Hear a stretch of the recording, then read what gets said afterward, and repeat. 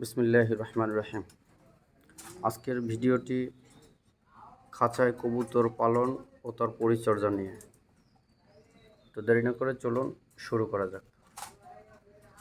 প্রথমেই আলোচনা করা যাক কবুতরকে খাবার কিভাবে দেব। সকালবেলা উঠে কবুতরকে খাবার দিতে হবে এবং খাবার বাটির একবারে ভরে দেওয়া যাবে না, তাহলে কবুতর খাবার অপচয় করবে। সকালবেলা একবার 8টার দিকে খাবার দিতে হবে এবং পানির বাটি ভালো করে পরিষ্কার করে ফ্রেশ পানি দিতে হবে। তারপরে গ্রিট দিয়ে দিতে হবে।